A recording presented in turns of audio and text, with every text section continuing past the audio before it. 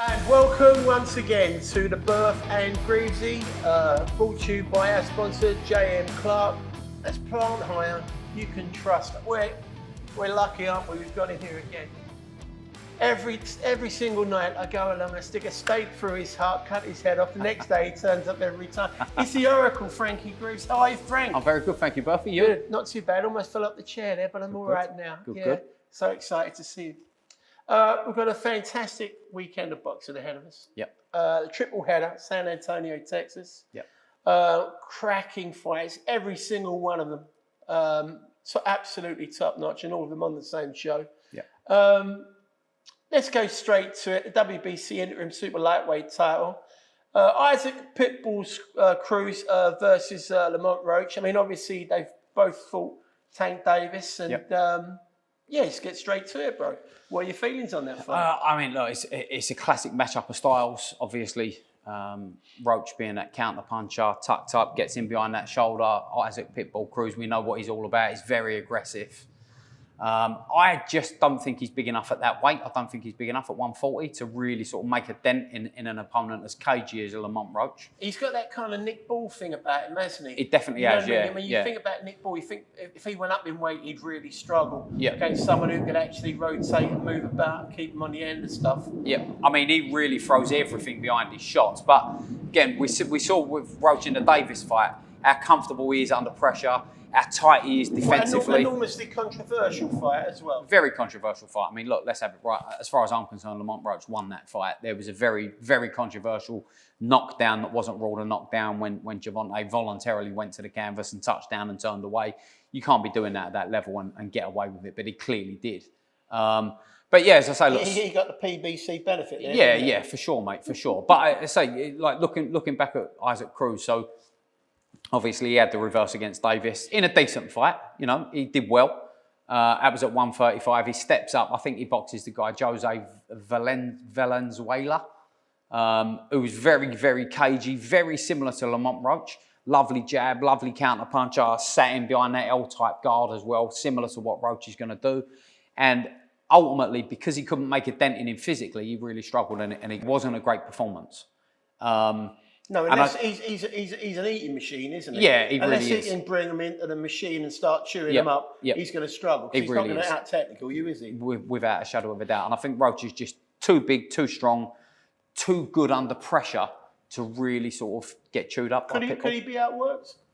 I mean, he could definitely be outworked, but I think with looking at how clean he is in counter punching, I think he's going to bring Cruz onto enough counter punches to just buy himself that little bit of space and time that he's going to need to look good.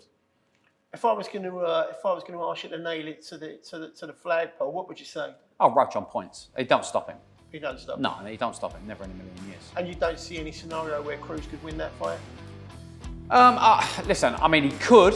I don't see it because I don't think he's big enough at the weight. No, I don't see it. I don't see him hanging his chin out there. Yeah, no, I really don't. If I was going to put money on it, it's Roach all day long. Roach points? Yeah, Roach points. Roach points. You heard it here from the Oracle.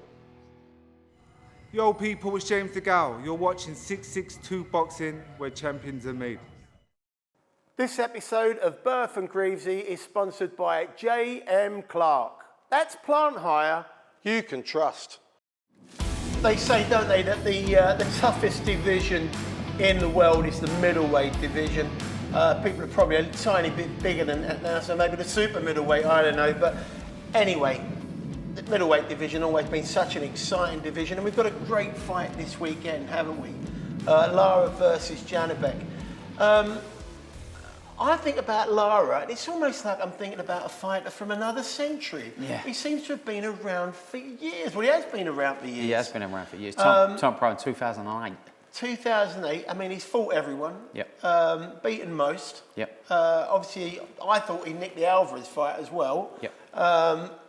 But he's up against it this weekend, if not for the simple reason he just doesn't box very often.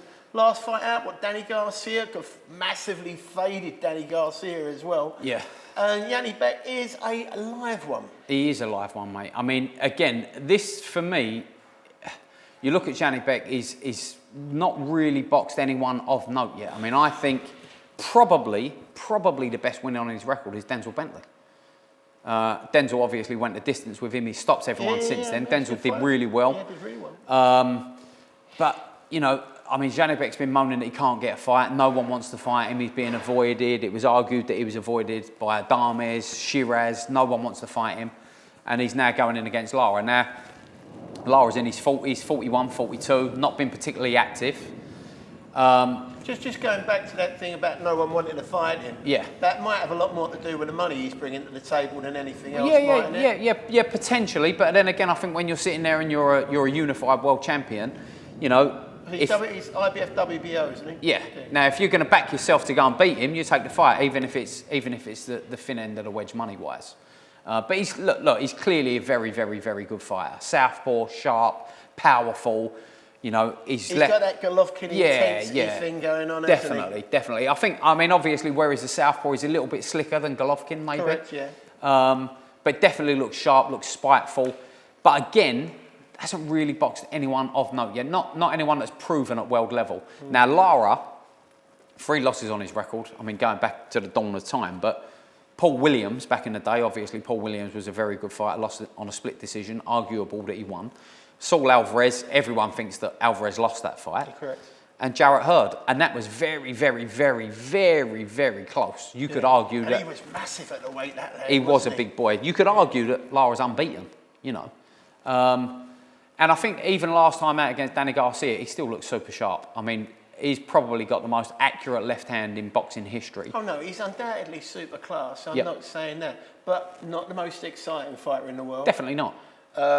Tricky, super tricky rather than thrilling and exciting. Yep. I know, Frank. Has done well against Southpaws in the past. Obviously, he's got a win against Austin Trout, who was obviously an awkward Southpaw, big Southpaw. Cracking fight, yeah. So, mate, I listen. But what about his age now? How old is he now? 37? No, he's older than that. He's in his 40s, mate. 41, touching 42. That's what I'm saying. Been around for years. He's definitely not as good as he was, obviously, but he's still going to be the best fighter on the record of Janibek. So I'm interested. I'm backing Janibek to win. I think he's too young, too fresh, probably a little bit too sharp for Lara at this time of his career, but I don't think it's going to be easy. No one ever looks good against Lara. He does make him look terrible, doesn't he? So there's this talk around Janibek at the moment that he is this avoided guy and people are really buying into it. Well, let's see how good he really is, because if he looks good against Lara, then he probably is the real deal. Do you know what I'd be thinking? Do you know what I'd be thinking, Frank? Yeah, go on, mate, go on. I'll be having a look at my watch. Yeah? I'll be thinking the timing's right for this one, but Janibek. If that lad turns up Lara and he's old after about 6 rounds, that kid could really come on and stop him, I think. No, for sure. But I think even if Lara takes him that late, you know, it's still going to be... Is it going to be a slight on Janibek at this stage in his career? Because there's a lot of pressure on him. He's the one who's got to go and deliver now. He's the one who's been talking about all the other fighters not wanting to fight him. He's now going to fight a guy in his 40s who, granted, has been very good. Is he the real deal? Let's see. This fight's going to prove it, I think. You sound like you're not totally convinced. I've got to press you on this one. Yeah. Are you suggesting that Lara could nick it? Mate, I think Lara could nick it.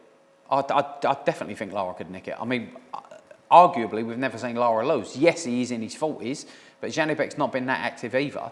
And some fighters, especially like Lara, if he's still got the reflexes there, he's going to be a handful. My concern would just be the lack of boxing he's done. Yeah, for sure. As an older fighter. Yeah, for sure. You know, obviously you've got to pick your fights, but for what it's worth, Frank, and I don't for 1 second suggest that my opinion is as highly regarded as yours, but I'd be thinking that Janibek I can make a real statement here. Oh, definitely, mate. Listen, like I said, I'm going with Janibek. I think he wins the fight. Points? Yes, points. I don't think he stops Lara. I don't think he does. And I think he's going to have a few tricky moments. I think he's going to walk onto a fair few shots that he's not really done before. Lara's left hand, still, even against a very shot Danny Garcia, looked like an absolute laser pointer. You know, he sees it, he lines it up, he lets it go, it lands. I think it's going to be a decent fight, personally. I think I've got no doubt it's going to be a decent fight. I've just got a funny feeling that the Lara kid will have lost that little centimetre, that little edge. Yeah. And I think the other kid, his proximity pressure, Yeah. I like his volume of punches. As you said, he's not quite as obvious as a Golovkin. I fancy that Lara maybe doesn't do too well in that environment later on in the fight. Yeah. I'm going to say that Janibek wins it by stoppage. Probably second half of the fight. I'm not going to be too brave. I say second half of the fight after losing some early rounds to some tricky spins and business. Yeah. I wouldn't disagree too much with that. I'd be surprised if Lara gets stopped. I mean, he has been dropped a couple of times in the past, but I'd be surprised if he gets stopped. I think he's going to have enough wherewithal to get through any sort of real pressure. I'd take that, but I'm just thinking he's fighting Father Time as well. Yeah. It's fair point. So you're going Janibek. I'm going Janibek points. I'm going to go with the kid actually putting up a stellar performance and maybe taking it out with maybe the referee stopping the fight with the other lad in the corner. Maybe something along them lines. Fair enough. Well, you have it then. What's up, guys? It's Malik King Scott, and I'm here at 662 Boxing, where champions are made. This episode of Burf Greavesie is sponsored by J.M. Clark. That's plant hire you can trust.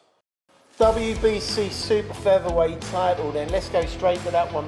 O'Shaquie Foster, great name, O'Shaquie Foster. He's been a champ before. Yeah. Fighting Steve Fulton, good fighter. Obviously, probably best remembered really for the annihilation to Nui when he got absolutely hammered. He did. But a good fighter. Yeah. He's going for his third world title. Yeah. Your insight on these two boys is very interesting to me. Firstly, talk to me about O'Shaquie. What do you see that his assets are? Mate, his judgment of distance, his range. He's got a great set of feet. He's set up. He's sitting in front of you. He's waiting for you to throw. He's always sliding back out of distance. His distance control is absolutely superb. He can be a little bit negative sometimes, but he's a great physically strong kid. Oh yeah. He's not a small super featherweight by any stretch of the imagination, and obviously he's been there before. You know, he won the title against Ray Vargas a few years ago, defended it 3 or 4 times, then had that reverse with the Brazilian Robson Conceição. 2 split decisions, one went his way, one didn't. Then obviously he's had a period of inactivity, he hasn't boxed for a year, which doesn't suit anyone, especially when you're about touching and distance. I'm not sure, mate, to be honest. I'm not sure. Lads, they don't get activity, do they? But yeah, mate, listen, he's a very good practitioner. He had a couple of losses early on in his career, and then put a real good run together, culminating in winning that world title and defending it a few times before that, that aforementioned reverse. So yeah, O'Shaquie's very, very good at what he does. He's very well organised. Great judgment of time and a distance. Stephen Fulton, obviously, is very, very, very similar. But I think O'Shaquie Foster's just going to be a little bit too big for him, if you ask me. He's coming up through the weights. Fulton was obviously Super Bantam champion. Lost it to Nui, got knocked out, brutally knocked out. Then he has a comeback fight at featherweight, didn't look great, got dropped. Then he goes in, beats Brandon Figueroa, a guy that he'd beaten at Super Bantam. So, they're both coming up in weight. Size is not really an issue. Now he's going, obviously, at Super Feather. Not proven. I just think it's probably the time's right for O'Shaquie Foster, personally. Do you think it's a bit unfair? I mean, obviously the thing that people relate to or think about when they think about Fulton is the Nui knockout.